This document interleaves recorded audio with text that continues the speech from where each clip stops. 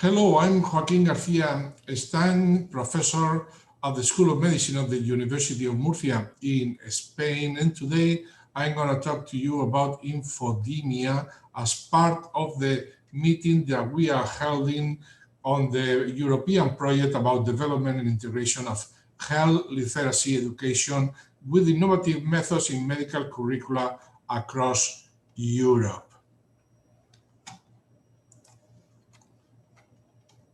Probably you know this is Dr. Gunther Eisenbach, now editor of the Journal of Medical Internet Research and responsible for the term we are going to talk about today. The term infodemic was born originally in 2002 when Dr. Eisenbach coined it to present evidence that led him to suggest that a new research discipline and methodology has emerged. That is the study of the determinants and distribution of health information and misinformation. And this is useful in guiding health professionals and patients to quality health information on the internet. These were the words of Dr. Gunther Eisenbach. Later, this was in 2002, it was published in the American Journal of Medicine. Later, he modified this definition to include the science of distribution and determinants of information in an electronic medium, specifically the internet, with the ultimate aim to inform public health and public policy. Both of Eisenbach's definition suggest that information could be studied like a disease.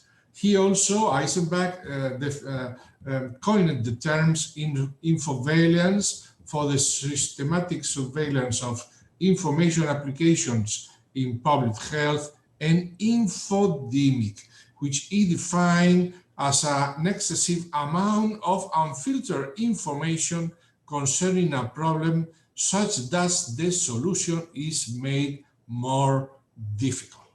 This new term was largely unused until we reached the area of COVID-19, when Dr. Tedros Ghebreyesus, here it is, the Director General of the World Health Organization, working with the COVID epidemic and later pandemic, declared at the Munich Safety Conference on February 15, 2020, we are not just fighting an epidemic, we are fighting an infodemic.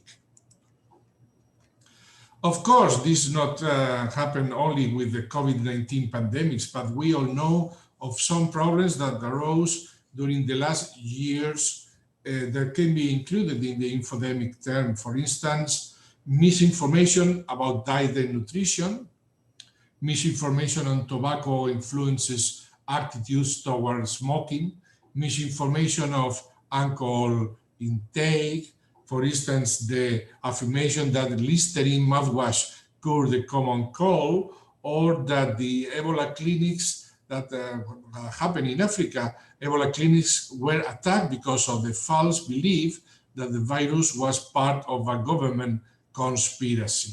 Of course, one of the last one was the related to an important vaccine, the triple viral vaccine against measles, mumps, and rubella, that falsely accused the vaccine of causing autism. But let's go back to the definition, because it's important to recall that, as stated by the World Health Organization, the COVID-19 outbreak and the corresponding response has been accompanied by a massive infodemic. That is, excessive amount of information, in some cases correct, but in others no. That is, excessive amount of information and information not correct, making it difficult for people to find the information that they need. This term, infodemia, refers to a large increase in the volume of information related to a particular topic, which may become timely and in exponential format in a short period of time due to the particular incident as the current pandemic. In this situation, misinformation and rumors, along with manipulation of information, appear on the scene in this situation. But we need to expand on some more terms that are well used also or usually when speaking of these problems. These are disinformation and misinformation. The difference being in the intention of causing harm that defines misinformation. Thus, disinformation is information that is false and deliberately created to harm a person, social group, organization, or country. However, the misinformation is false but was not created with the intention of causing harm. Today, we know also of another concept, datademia, to describe exclusively the overabundance of data. Today, we know, of course, that infodemia and datademia intoxicates public health, surveillance, and decision making. But how does infodemia intoxicates and contribute to misinformation? The world's increased access to internet-enabled cell phones and social networks has led to the exponential production of information and the possible ways to obtain it, thus creating an information epidemics or infodemia. In other words, we are dealing with a situation in which the distribution of information is being produced and exchanged in all the corners of the world, which reaches billions of people. How much of that information is correct? Unfortunately, only some of it. But why too much information is not good? These figures summarize what happens when the data are analyzed by experts to help decisions. No, the data are evaluated by public health surveillance and epidemiology experts, taking information and doing a decision. However, when the case of the big data, there is not only a multiplication of data sources, but also a multiplication of information producers. As a result, the decision makers have to account with a large volume of information produced by these multiple players. Why can infodemia worsen the pandemic? Well, there are several answers to this question. First, it makes it difficult for individuals, decision makers, and healthcare workers to find reliable sources and reliable guidance when they need it. These sources, of course, include all kind of mobile phone applications, scientific organizations, websites, blogs, influencers, among others. Because of these problems, people may experience anxiety, depression, emotional exhaustion, and feel unable to meet important needs, mental health problems. Moreover, it can affect decision-making processes, as we have seen, when immediate responses are expected, but there is not enough time to thoroughly analyze the data. There is no quality control on what is published, and sometimes no quality control on the information that is used to take action, and sometimes the decisions are wrong. Anyone can write or publish anything on the internet, podcasts, articles, videos, etc., particularly on social media channels, social media accounts of individuals and institutions. We need to have some more information about misinformation and disinformation. Misinformation is the information that is false but is not created with the intention of causing harm. On the contrary, disinformation is false or incorrect information with the deliberate purpose of misleading.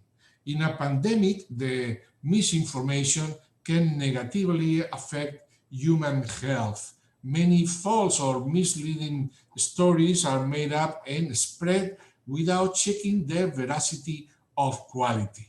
Much of this information is based on what has been called conspiracy theories, and some of it introduces some of them into the prevailing discourse.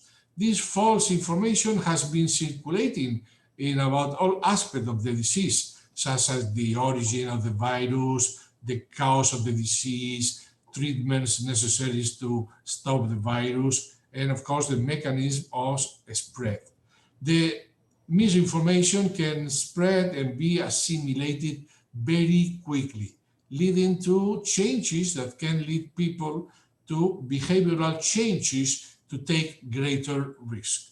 All of this makes the pandemic much more severe, harming more people and jeopardizing the reach and sustainability of the global health system. At the information age, this phenomenon, as we have said, is amplified by social networks, spreading further and faster like a virus. Research studies put the focus on the reproductive number, R0, that is the number of individuals who will start posting fake news, that is secondary cases, following contact with someone who was already posting misinformation. This is the infectious individual. It's therefore helpful to think of misinformation as a viral pathogen that can infect its host, spreading rapidly from one individual to another within a network without the need for physical contact. One of the benefits of this epidemiological approach lies in the fact that early detection systems could be designed to identify, for example, super spreaders, which will allow for the timely deployment of interventions to curb the spread of viral misinformation.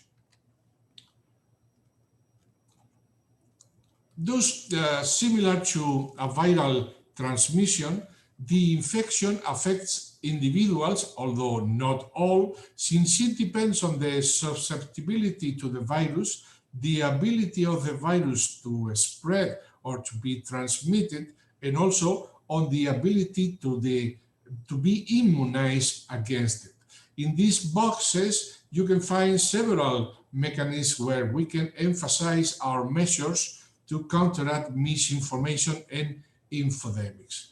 For instance, regarding susceptibility, individuals are more susceptible regarding what has been called the illusory truth effect. The age, older individuals are more susceptible. The infodemic potential is also about the speed of the transmission, in which we find also these super spreaders or individuals or organizations that are in a big percentage act as echo chambers to augment the transmission. Finally, measures to immunize the individuals, both prophylactically, preventable, and therapeutically. This figure shows another term that sometimes has been used, fake news, and how its frequency of appearance, that the frequency of appearance of fake news has been increased mainly from 2000 on as a consequence of the importance of social networks and internet. As you see, all this frequency of fake news has been increased throughout the world, not only in the United States, but also in the rest of the world. Sometimes scientists are very much responsible for misinformation. Scientists many times feel increased pressure to publish their results because productivity metrics have taken on a greater role in scientific advancement. A publication is no longer a way of reporting your results. It is a price that can make or break a scientific career. During the last years, and especially important during the pandemic, scientists are making extensive use of preprint serves that where scientists publish their unfinished papers and preliminary work alike. This can be a valuable mode of communication among researchers, but because it takes place in the open, journalists pick up on the work and do not always approach the finding with sufficient caution. The peer review of colleagues has been lost. Two recent examples of this are important. For instance, that SARS-CoV-2, the virus responsible for the COVID-19 pandemic, has a bioengineered origin, or the SARS-CoV-2 is an escape bioweapon. Both received considerable attention from media. Even Trump tweeted a video clip of a news host praising this words, what later was um, labeled as wrong. Related to this problem is the fact that many established scientific results in the social and biomedical science cannot readily be replicated. This has been called replication crisis, and it may be related to the incentivization of scientific publishing to make up a curriculum vitae necessary to get a position or grants to pursue an academic career. More problems where science is responsible for misinformation in science. Journals usually preferentially publish positive results with statistically significant outcomes, and scientists who obtain negative results or non-significant results may choose to move on to another project rather than to invest in writing and publishing work thought to be of only moderate interest. Negative results do not interest. It's not interest to big journals. This results in a publication bias, whereas the published literature provides a biased sample of the research actually conducted. There is also an information distortion. As information moves from primary literature to social media to press and back to social media, it is often distorted, both intentionally and unintentionally. During the last year, we have seen also the growth of fake news, as we have said recently, and predatory publishing, which has produced massive shifts in communication technology and associated economic structures for monetizing information.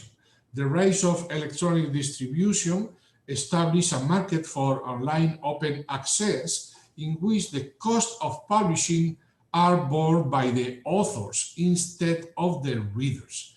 While this open access model has a lot of advantages, it also results in a transfer of purchasing decisions from highly trained, motivated librarians deciding on journal subscription to untrained, heterogeneously motivated authors shopping for places in which to publish their articles.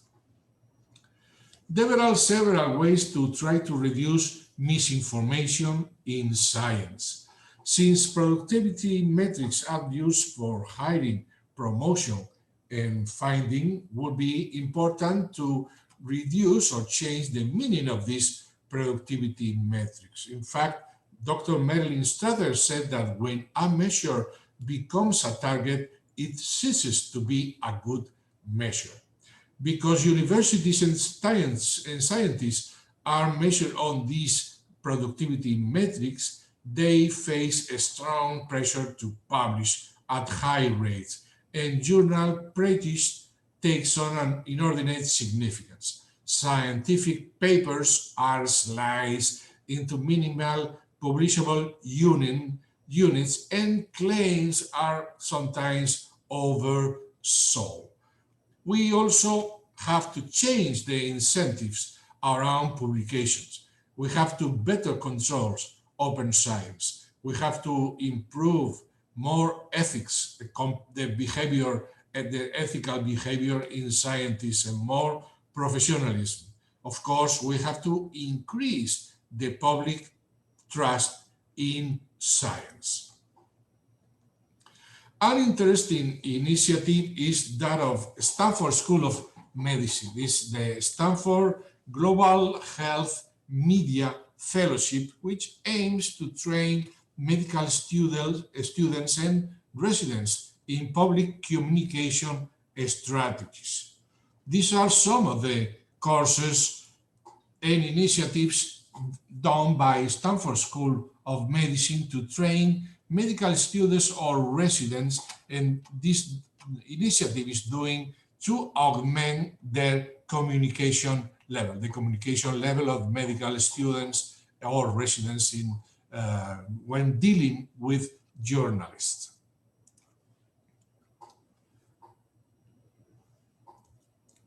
What has been done about infodemics? Let's talk a little bit about infodemic management. One of the first initiatives was this World Health Organization Infodemiology conference that took place in July, at the end of June and July 2020, with more than 100 participants from over 35 countries. That was absolutely exclusively online. It was at the beginning of the pandemics working for these objectives, understanding the multidisciplinary nature of infodemic management, identify examples and tools to understand, measure, and control infodemics, and to build a public health research agenda to direct, focus, and invest in this emerging scientific field. And finally, to establish a community of practice and research. And recently, a paper has been published at the end of September 2021. Journal paper has been published as a result of this World Conference. That resulted in the creation of this public health research agenda for managing infodemics. We see a lot of the authors that contributed to this initiative. This expert consensus was summarized in 5 work streams that are drawn here in this figure, the frame of the research agenda. First, measuring and monitoring, continuously monitoring the impact of infodemics during health emergency. In the second stream, detecting signals and understanding the spread and risk of infodemics. In the third stream, responding and deploying interventions that mitigate and protect against infodemics and their harmful effects. The fourth stream was evaluating the infodemic interventions and strengthening the resilience of individuals and communities to infodemics. And finally, the fifth stream, promoting the development, adaptation, and application of intervention and toolkits for infodemic management. Each one of these work streams identifies research questions and highlights high priority research questions that you can see some of them, 3 for each one of these streams. This research agenda therefore proposes a structured framework for targeted investment for the scientific community, policy makers, implementing organizations and other stakeholders to consider. This framework may be the basis for preparing all kinds of ways to improve the knowledge of our medical students. Similar efforts have been done by the European Union. Here you can see, if you pick here, a video of Ursula von der Leyen, the president of the European Commission, on disinformation during the coronavirus crisis. But how do we manage infodemia? There are many things that we can do as individuals. We will present some more information, detailed information later, but these are things that we all can individually do. This is a big list of things that we can do. Of course, maybe you can think on some more and tell us your opinion about it. In the second part of this talk, I will talk about the infodemia management, some of the efforts done by the World Health Organization in this field. This figure clearly represents all the approaches necessary to promote this infodemic management. This has been published also in this document by the World Health Organization. In fact, as the result of the first conference that we have already said, they have developed a competency framework to manage infodemics, and which we believe is a main step towards the measurement of infodemic management through a detailed definition of the different fields involved in the infodemic management and the requisite to prepare all kind of initiative, courses, etc., to better prepare our medical students. This framework is a very useful piece of work. We all should know it provides us with all kind of competencies together with their activities, tasks, knowledge, beginning, and skills to master, which we can use to prepare our educational measure. This is again the 5 work streams of the competency framework of the World Health Organization. This framework, it provides all these kind of competencies, activities, tasks, knowledge, and skills that compose the competency framework. For instance, in the first domain, coordinating, facilitating, and strengthening, we have the objective of promoting and facilitating the implementation of infodemia management within institutions.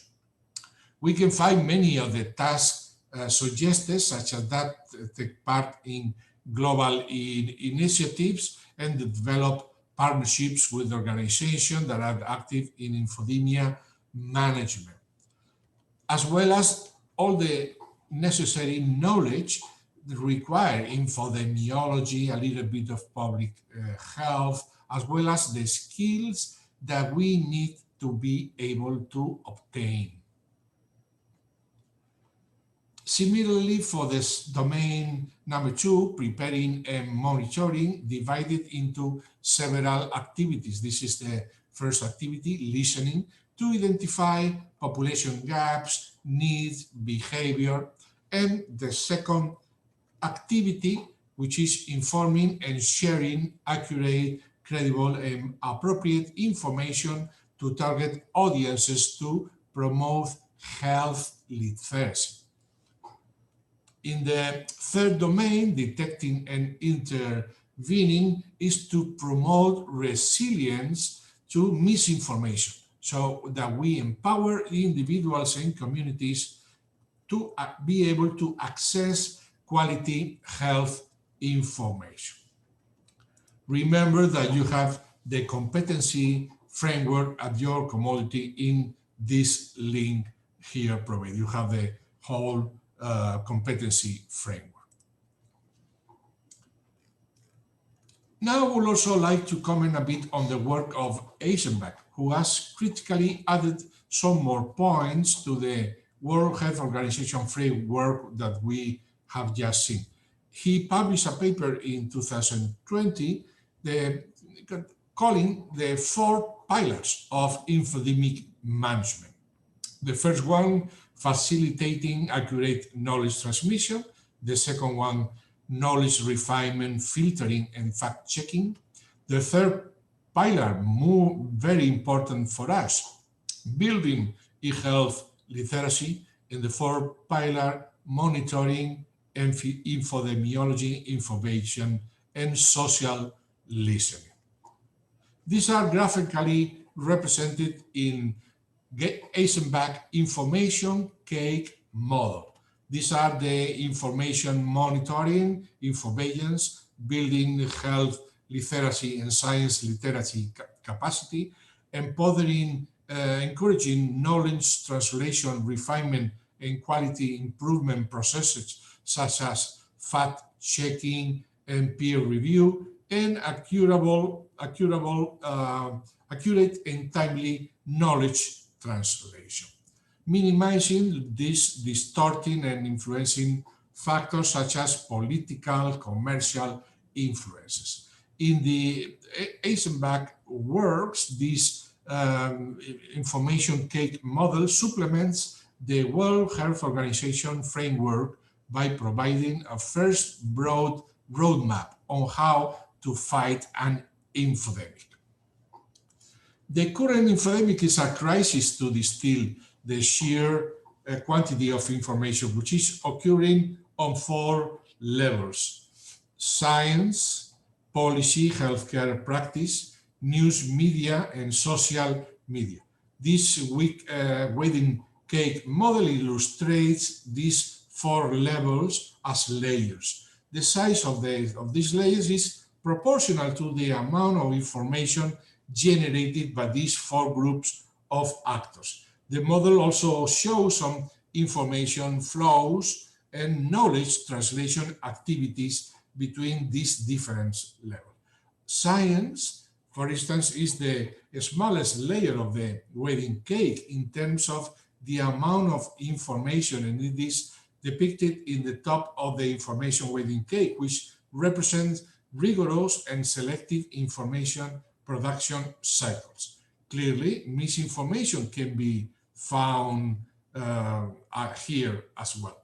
The main problem is not so much that the prevalence of misinformation in the science layer, but the challenge of translating this information into actionable recommendation and conveying conclusions for different audiences and stakeholders in other layers. Social media is depicted as the largest and last segment of the wedding cake, representing the vast amount of nearly unfiltered and uncontrolled information generated or amplified by the public. Information in social media is, of course, also generated by science organizations, policy makers, healthcare organizations, and journalists. In relation to our Erasmus Plus project, I will comment briefly on this third pilot, which is the one on building e-health literacy. These are the exact words of Eisenbach. This cake serving utensil illustrates that in the age of internet and openness, the end user is able, but not always equipped, to consume information from any level, in any refinement stage. This is why electronic e-health literacy is an essential skill in a networker world. We can define this e-health literacy as the ability to seek, find, and understand and appraise health information from electronic sources, which are most of them today, and apply the knowledge gained to addressing or solving a health problem. Of course, the users has a significant part of the responsibility to select and filter the important health information. For instance, nothing stops a user from tapping into the vast array of unreviewed, published preprints published in servers such as MedAction, but interpreting and contextualizing this information requires significant e-health literacy, which includes, of course, science literacy skills.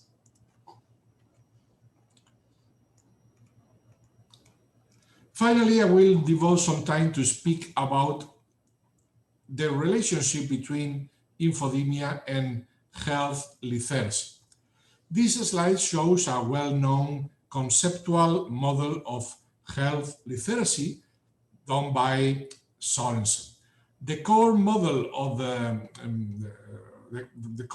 core of the model shows the competency related to the process of accessing, understanding, appraising, and applying health-related information.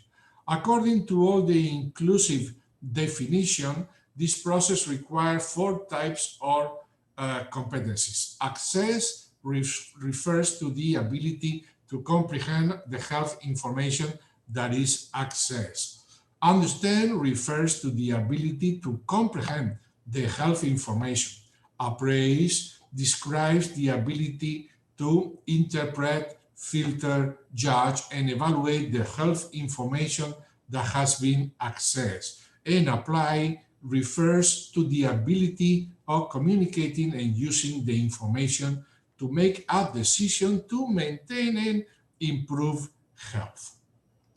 This model also shows the main antecedents and consequences of health literacy. Among the factors which impact health literacy, a distinction is made between more distant factors, including societal, situational, and personal determinants, for instance, demographic situation, culture, language, political forces, societal system, and the proximal factors, which are more concerned with personal determinants such as age, gender, race, socioeconomic status, education, and other, and situational determinants, for instance, the social support, family, peer influences, friends influences, media use, and the physical environment.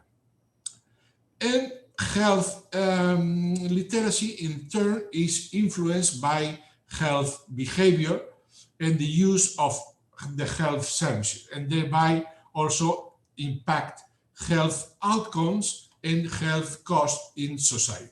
At an individual level, ineffective communication is due to poor health literacy will result in errors, poor quality, and risk to patient safety of the healthcare services. At a population level, health literate persons are able to participate in the ongoing public and private dialogues about health, medicine, scientific knowledge, and cultural behavior.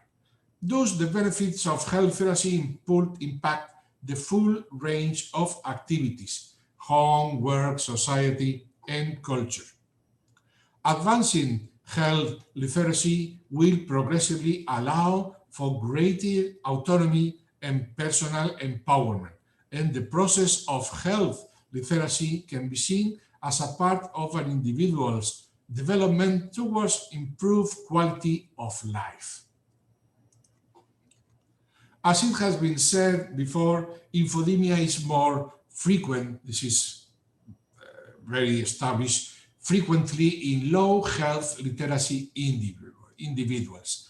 This slide shows results from a study performed 10 years ago. As you imagine, we have worked improving the health literacy of our citizens. People possessing good health literacy usually have more skills to manage their health in a better way compared to those with low health literacy scores.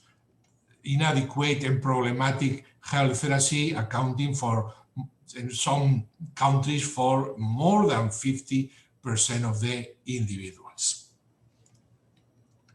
This is a nice figure by Howell and Brossard that shows the dimensions necessary to improve health literacy and science literacy, thus providing a framework for identifying the abilities necessary to be able to increase science literature today. These abilities include understanding how science is produced and what means for how science relate to broader society or civic science literacy.